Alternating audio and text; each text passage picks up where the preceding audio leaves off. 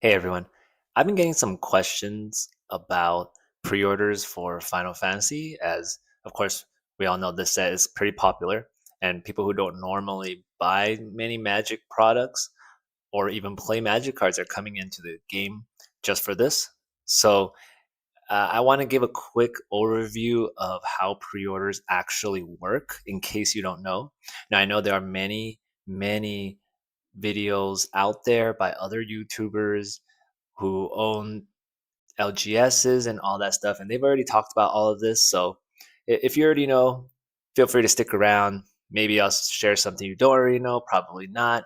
But in case you don't know how pre-orders work, I'm just gonna give you a quick primer because I think it's important to know, so that you know what you're getting into when you pre-order, and you can avoid some scams or just be careful out there so that you don't get shafted. Okay.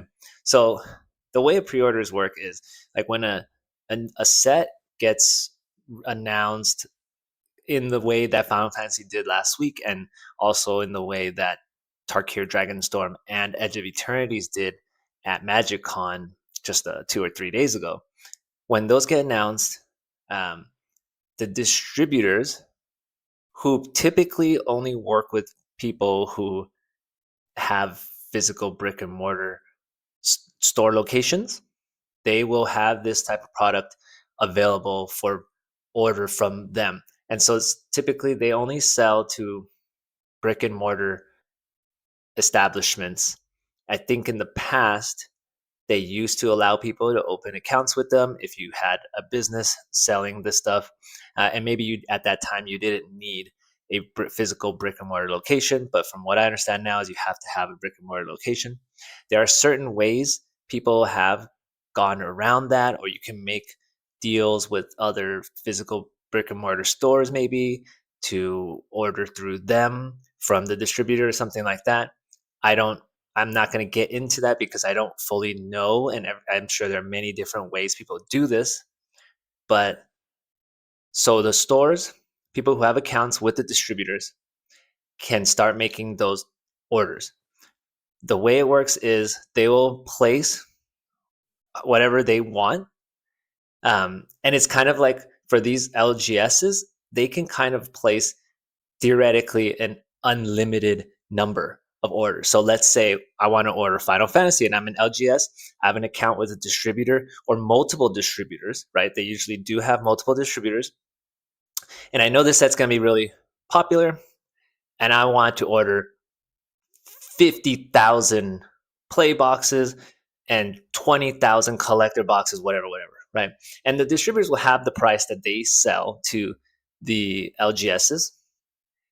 And great, well, that sounds great, right? Okay, I'm expecting. I ordered 100,000 of this and 50,000 of that or whatever. But those stores don't know what they are actually going to get allocated until much closer to the release date. So, for example, Final Fantasy releases mid June, June 13th.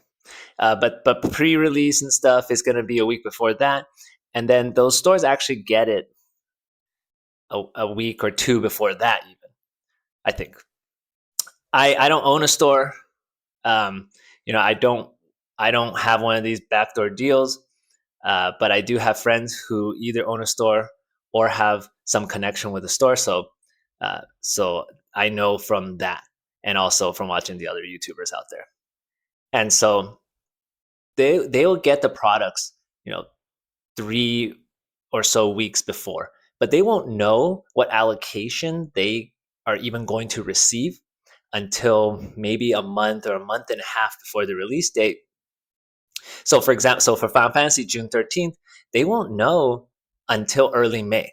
So all of these pre-orders people are making right now, there's no guarantee you're even going to get this product. So for the play boxes, I think it's pretty certain that you'll get it, because they're gonna print the play boxes to demand, essentially, right? They may not have enough play boxes printed at first if the demand is way beyond what they've predicted, but you don't have to worry about play boxes. You don't have to worry about the regular commander decks, I don't think, and you don't have to worry about the regular bundles. The only thing that is going to be finite in the short term, right? In the long term, everything is finite, right? But in the short term, what is going to be low stock is just going to be the collector boxes and the gift bundle, because the gift bundle has a collector pack in it. So some of these places where you're pre-ordering for the collector boxes, those stores don't know how many collector boxes they're going to get.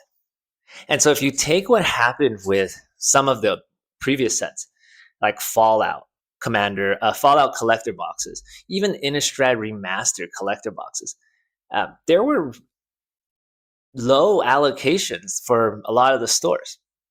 And when I say low, it depends. Every store has a different account with their distributors or whatever, and it depends on how much money or what relationship those stores have with their distributor.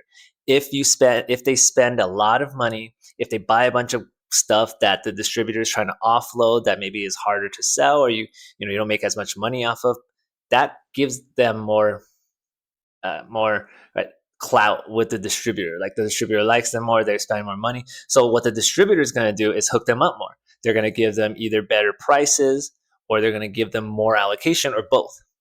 And so that's why it's important to order pre-orders from a reputable store.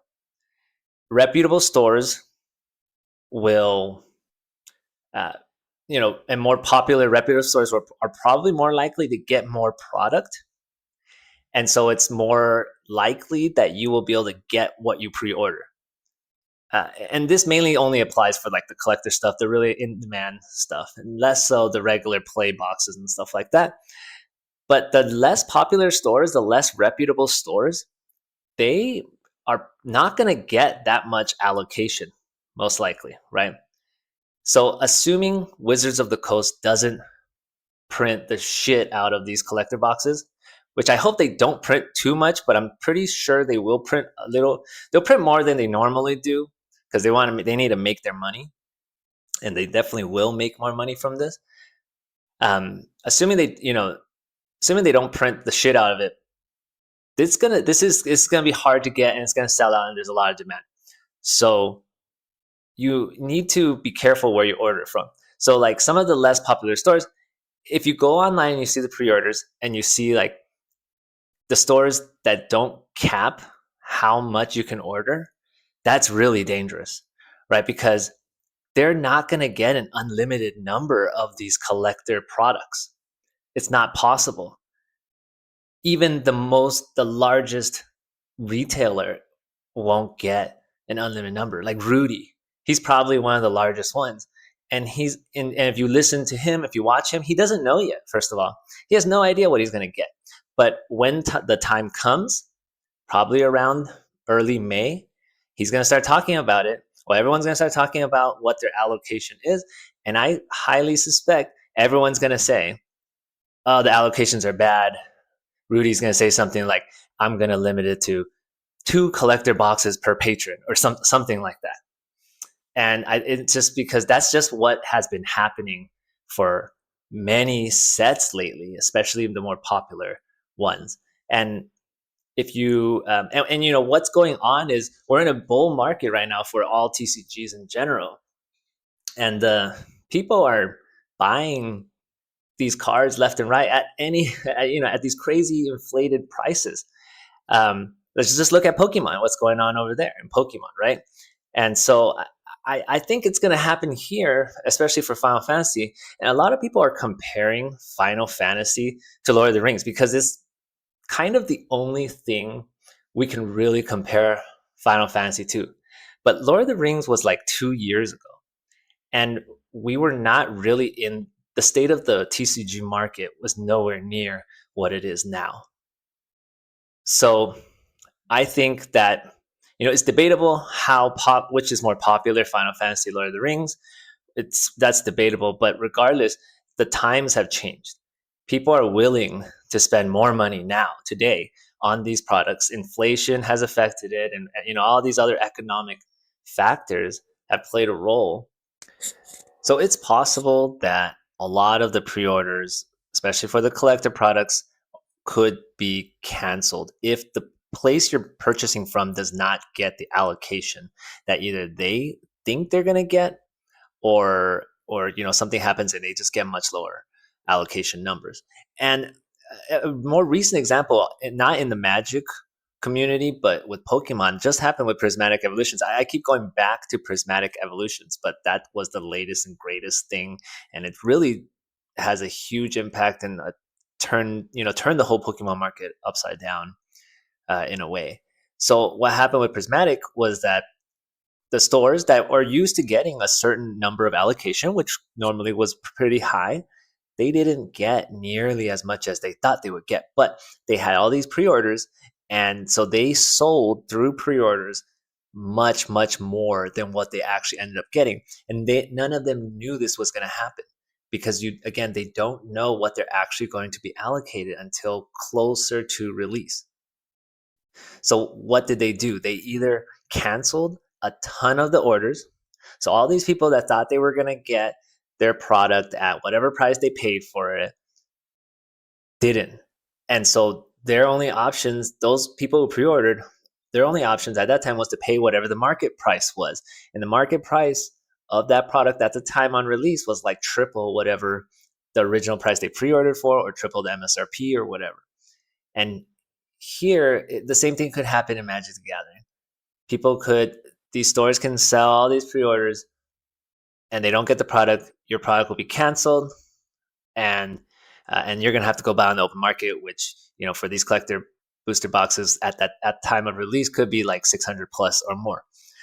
And then the other option for those stores, the ones that are a little bit more reputable or want to do the right thing, and maybe not all of them can, right? But some of them, what they did, like Pokey NE did, and he made a lot of videos on YouTube about this, was he ended up buying product on the open market at a loss just to fulfill the pre-orders because he made the mistake of selling out all these pre-orders and not getting the product, and then he didn't want to leave his customers out to dry.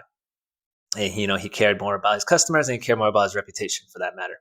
But the vast majority of stores in those situations will cancel those pre-orders, and most of the time, they have no choice. They have to cancel it. They're not trying to uh, screw you up or something like that. But the problem is, again, is right. If you're buying Final Fantasy now, and it's like 3.5 months until release, and you're giving all this money, and you and everyone's giving all this money to these stores, they're basically getting a free interest-free loan for that period of time, 3.5 months. And then if they don't get the product, they cancel your order, they refund your money, but they had that huge surge of pre-order money that they had for that period of time. And that's why it is very dangerous. And I would avoid stores that allow unlimited number of pre-orders for the collector products. If it's for the play boxes, I think that's going to be totally fine. I think the commander decks will probably be fine, and the bundles will be fine. So I just want to end this video, take a look at four stores that, I don't want to speak to their reputation or anything because I don't fully know. From what I understand, they seem to be a little bit more reputable, or at least most of these. I have ordered from Forge and Fire before. I am not affiliated with any of these stores, and they're not paying me to put them out here or whatever. Do your own research. So, but I just want to just show you what's going on. Okay, this first one is Cool Stuff Inc. Cool Stuff Inc. You'll see them all over the podcast, and they sponsor a lot of videos. They are not sponsoring this video or me at all. But look, they have the play boxes, 180. I think that's really high, but you can probably order as many you want. That's totally fine. They have the tarkirdragonstorm stuff, but they don't know how many they're going to get, right? The collector boxes are for Final Fantasy are out of stock. This is a good thing because they don't know how many they're going to get. No idea how many they sold for pre-order, but it's going to be, I hope they didn't oversell. See, they have the bundles. and that's still available. I don't think they do have the gift bundle available, but look at this. This is ridiculous. $170. That's why that has not sold down. Uh, I saw these bundles like on Amazon really briefly for like $90, but I think you cannot find that for on Amazon. They're all sold out right now. Okay, and let's go to another site, Forge and Fire. In one of my previous videos, they did have some other products up for Final Fantasy. That's all gone now. This is a good thing. The fact that they're not just selling unlimited amounts of the collector boosters or whatever. And as you can see, right, the play booster and the commander decks seem to be readily available. I think these products will be unlimited print for X number of years or whatever. So no worries on this end. 170 for the play booster, 380 for the set of 4 commander. Going back to Cool Stuff Inc., 400 and 180. So Forge and Fire seems to be a little cheaper. Game Nerds, I have purchased from them before. This is an amazing. I think this is a good price. I have purchased from them before, so you know, I don't know how reputable or anything that is, but my purchase was fine. 150 plus free shipping from them for the play boosters. I think this is a really good price, but again, I don't think there's going to be stock supply issues on this product. I couldn't find collector boosters on their website, so I don't know what's going on there. Maybe they're not listing it. And then finally, there's this site. Okay, a friend sent me this link. I've never purchased from them. I've never even heard of them before, but they have. It seems like they have the collector boosters for $450, $588. Let's see how many they allow you to add. Okay, you can only buy one. In-store pickup only. You see this? And I think they're located in. Are they located in New York? Where are they located? No idea. Where is this located? Game Night Games. About us. Salt Lake City, Utah. Okay, well, if you're in Salt Lake City, Utah, and if you know about them, it's according to their website, it's in stock, in-store pickup only, which is cool, I guess. $90 for the gift bundle, which this is the price I saw on Amazon. In-store pickup only. And it looks like you can only get one, right? 70 for that, 280, which is the same price. The play boosters are 210, which is very high. But again, that's the state of the pre-order. That's how pre-orders work. If